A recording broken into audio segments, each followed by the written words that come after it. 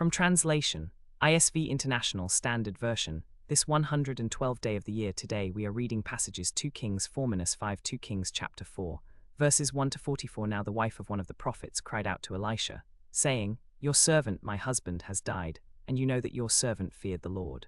But the creditor has come to take my 2 children to be his slaves. Elisha said to her, What should I do for you? Tell me, what do you have in the house? She said, Your servant has nothing in the house except a jar of oil.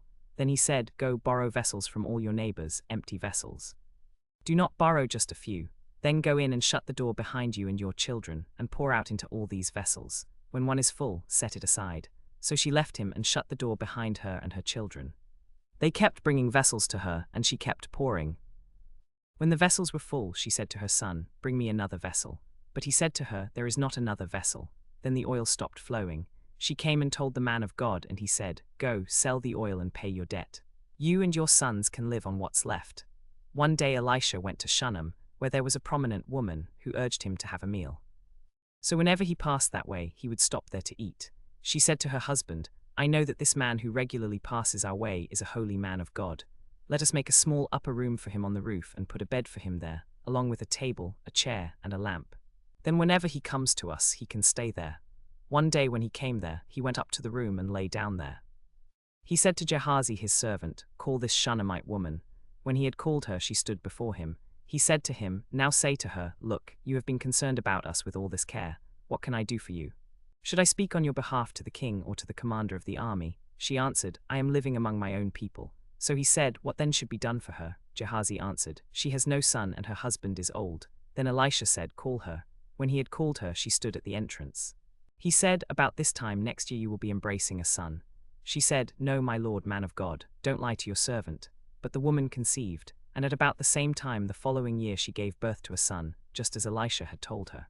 The child grew, and one day he went out to his father among the reapers. He said to his father, My head, but his father told the servant, Carry him to his mother. When he had taken him and brought him to his mother, the child sat on her lap until noon, and then he died. She went up and laid him on the bed of the man of God, shut the door on him, and left. Then she called to her husband and said, Send me one of the servants and one of the donkeys, that I may run to the man of God and come back again. He said, Why are you going to him today? It is not a new moon or a Sabbath. But she said, It's all right. She saddled the donkey and said to her servant, Drive on. Do not slow down unless I tell you. So she went and came to the man of God at Mount Carmel. When the man of God saw her coming from a distance, he said to Gehazi his servant, Look, that Shunammite woman. Now run to meet her and ask her, Is it well with you? Is it well with your husband? Is it well with the child? She answered, It's well. When she came to the man of God at the mountain, she caught hold of his feet. Gehazi came to push her away, but the man of God said, Leave her alone, for her soul is bitter within her, and the Lord has hidden it from me and has not told me. Then she said, Did I ask my Lord for a son? Didn't I say, Don't deceive me? Then he said to Gehazi, Gird up your loins, take my staff in your hand, and go. If you meet anyone, do not greet them. If anyone greets you, do not answer them. Instead, lay my staff on the boy's face. But the mother of the child said, As the Lord lives and as your soul lives, I will not leave you. So he got up and followed her. Gehazi went on ahead and laid the staff on the boy's face, but there was neither a voice nor any response. So he returned to meet him and told him that the boy had not awakened. When Elisha came to the house, there was the boy lying dead on his bed. So he went in and shut the door on the 2 of them and prayed to the Lord. Then he got up on the bed and lay upon the boy, putting his mouth on his mouth, his eyes on his eyes, and his hands on his hands. As he stretched himself out on him, the boy's flesh grew warm. Then he got down, walked once back and forth in the house, and went up and stretched himself out on him again. The boy sneezed 7 times and opened his eyes. Then Elisha called Gehazi and said, Call the Shunammite woman. So he called her and she came to him. He said, Take your son.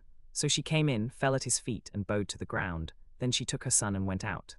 Elisha returned to Gilgal, and there was a famine in the land. As the sons of the prophets were sitting before him, he said to his servant, Put on the large pot and make stew for the sons of the prophets.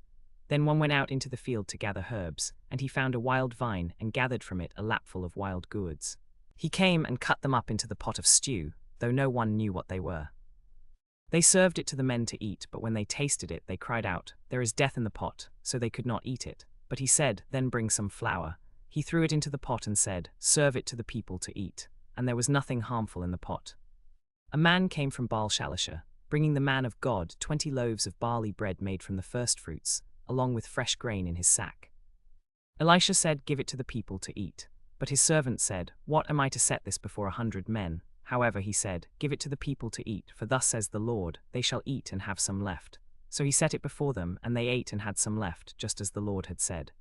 2 Kings chapter 5, verses 1 to 33. Now Naaman was commander of the army of the king of Aram. He was a great man in the sight of his master, and highly regarded, because through him the Lord had given victory to Aram. The man was a valiant warrior, but he had leprosy. Now the Arameans had gone out on raids, and had taken a young girl from the land of Israel, and she was in the service of Naaman's wife. Then she said to her mistress, "I wish my master would go to the prophet who is in Samaria. He would cure him of his leprosy." So Naaman went and told his master what the girl from the land of Israel had said. Then the king of Aram said, "Go now, and I will send a letter to the king of Israel." So he went and took 10 talents of silver, 6,000 shekels of gold, and 10 changes of clothing with him. He brought the letter to the king of Israel, which said, "When this letter reaches you, know that I have sent Naaman my servant to you so that you may cure him of his leprosy." When the king of Israel read the letter, he tore his clothes and said, "Am I God, to kill and to make alive, that this man should send to me to cure a man of his leprosy? Just look and see how he's trying to pick a quarrel with me." When Elisha the man of God heard that the king of Israel had torn his clothes, he sent word to the king, saying, "Why have you torn your clothes? Let him come now to me, that he may know that there is a prophet in Israel." So Naaman came with his horses and chariots, and stood at the door of Elisha's house. Then Elisha sent him a messenger, saying, "Go, wash 7 times in the Jordan, and your flesh will be restored to you, and you will be clean."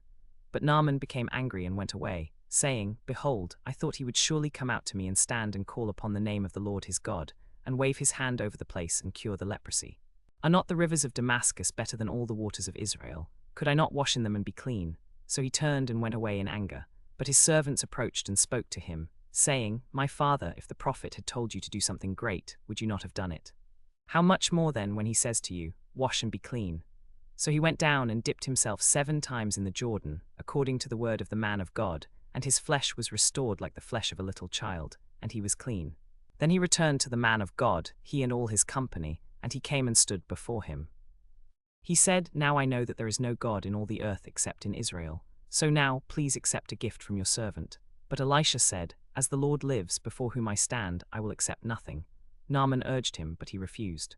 Then Naaman said, "If not, please let your servant be given 2 mule loads of earth, for your servant will no longer offer burnt offering or sacrifice to other gods, but only to the Lord. May the Lord pardon your servant. When my master goes into the temple of Rimmon to bow there, and he leans on my hand, and I bow myself in the temple of Rimmon, when I bow myself in the temple of Rimmon, may the Lord pardon your servant in this matter." Then he said to him, "Go in peace." But when Naaman had gone a short distance, Gehazi, the servant of Elisha the man of God, thought to himself, "My master has let this Aramean Naaman off lightly. He didn't accept from his hands what he brought. As the Lord lives, I will run after him and take something from him." So Gehazi chased after Naaman. When Naaman saw someone running after him, he got down from the chariot to meet him and said, "Is everything all right?" He said, "All is well. My master has sent me to say, look, just now 2 young men from the sons of the prophets have come to me from the hill country of Ephraim. Please give them a talent of silver and 2 changes of clothing." Naaman said, "Please take 2 talents. He urged him and tied up 2 talents of silver in 2 bags, along with 2 changes of clothing, and gave them to 2 of his servants. They carried them before Gehazi. When he came to the hill, he took them from their hand and put them in the house. Then he sent the men away, and they left. He went in and stood before his master. Elisha said to him, "Where have you been, Gehazi?" He said, "Your servant has not gone anywhere at all." But Elisha said to him, "Was not my heart with you when the man turned from his chariot to meet you? Is this a time to take money, and to take clothes, and to olive groves and vineyards and sheep and oxen and servants and maidservants? Therefore the leprosy of Naaman shall cling to you and your descendants forever."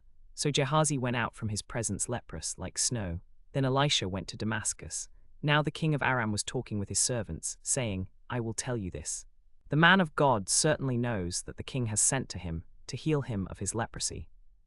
For consider, he has sent his servants secretly, and he said to him, Look, when you get to this city, here is what you must do. Take my word to the king and say, Why have you sent to me to heal a man of his leprosy?